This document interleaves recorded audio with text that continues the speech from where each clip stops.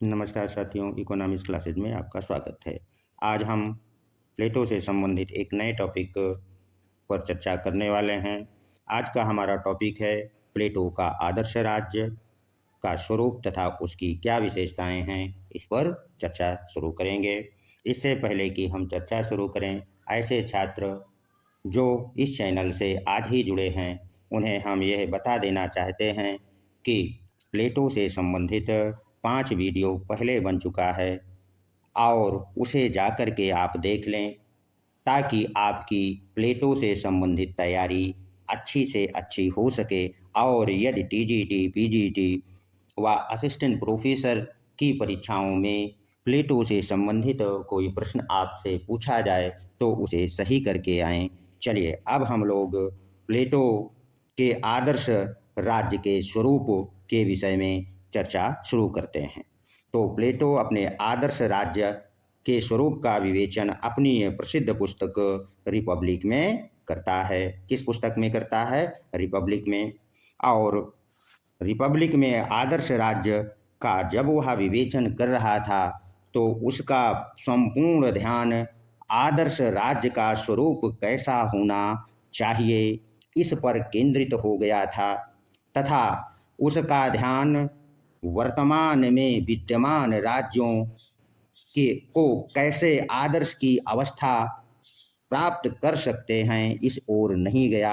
अर्थात इस प्रश्न पर उसने विचार ही नहीं किया कि जो वर्तमान में स्थित राज्य हैं, क्या वे आदर्श राज्य की स्थिति को प्राप्त कर सकते हैं। इस प्रश्न पर वह मौन रहता है, कोई उत्तर अपनी रिपब्लिक में नहीं देता है।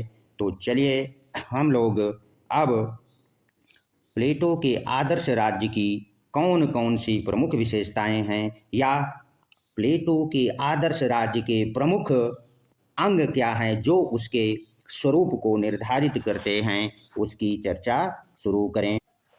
प्लेटो के आदर्श राज्य की पहली विशेषता ये है कि प्लेटो के आदर्श राज्य का जो शासक है, क्या, जो शासक है अर्थात राजा, वह दार्शनिक होगा। अर्थात प्लेटो के आदर्श राज्य में दार्शनिक शासक ही राजा बन सकता है। अर्थात उसने दार्शनिक राजाओं के सिद्धांत का विवेचन किया, जो उसके आदर्श राज्य की पहली विशेषता है। चलिए, अब हम उसके आदर्श राज्य की दूसरी विशेषता पर भी चर्चा कर लें। प्लेटो के आदर्श राज्य की दूसरी विशेषता यह है कि उसका आदर्श राज्य न्याय पर आधारित है।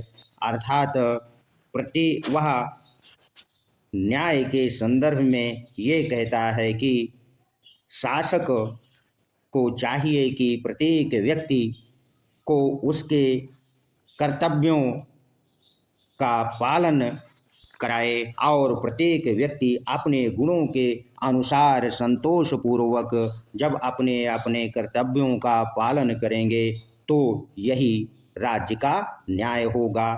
चलिए, अब हम लोग प्लेटो के आदर्श राज्य की तीसरी विशेषता पर भी चर्चा कर लें। प्लेटो के आदर्श राज्य की तीसरी विशेषता है कि वह राज्य के नागरिकों को 3 वर्गों में विभाजित कर देता है। कितने वर्गों में? 3 वर्गों में बांट देता है। वो 3 वर्ग कौन कौन से हैं? पहला, वह शासक वर्ग। कौन सा वर्ग? शासक वर्ग या दार्शनिक वर्ग।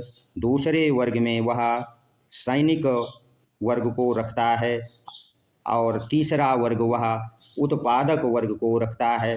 अर्थात उसके आदर्श राज्य में जो नागरिक हैं 3 वर्गों में विभाजित रहते हैं और प्रत्येक नागरिक अपने गुणों के अनुरूप ही अपने अपने कर्तव्यों का पालन करते हैं।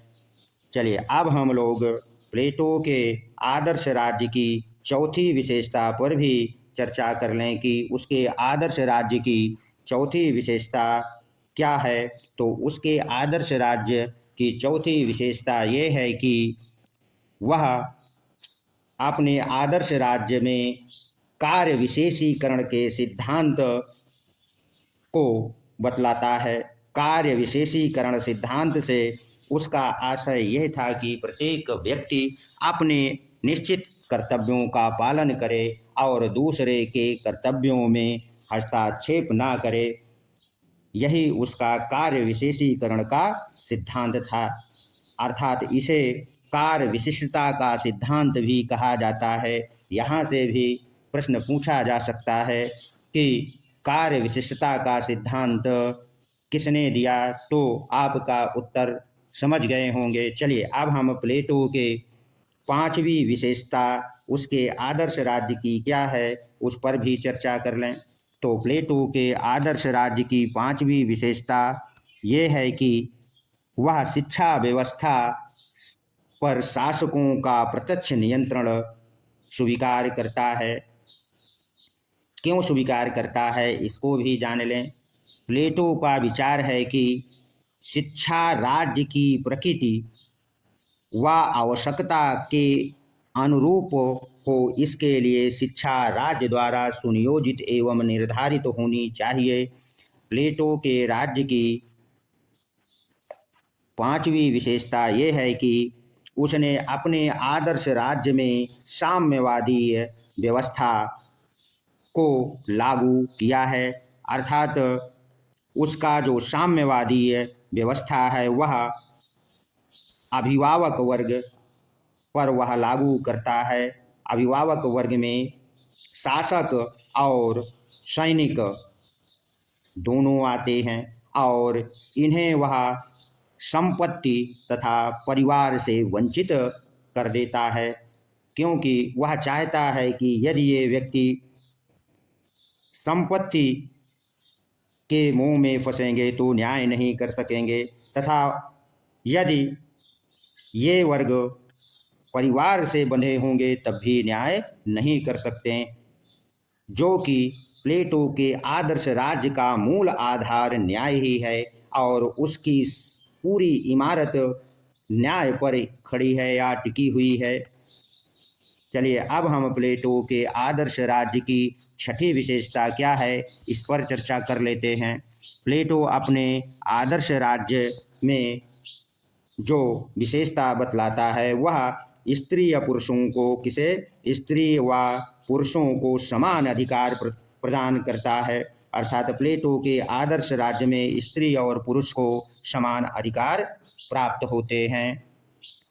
धन्यवाद। आशा करते हैं कि आप लोगों ने प्लेटो से संबंधित इस आदर्श राज्य के स्वरूप और उसकी विशेषताओं को भली भांति समझ लिया होगा। मिलते हैं अगले वीडियो में। अगला वीडियो हमारा अरस्तु से होगा, जो कि बहुत जल्द आप के बीच में आने वाला है। हो सकता है कि वह आज ही आपके बीच में प्रस्तुत हो जाए, इसलिए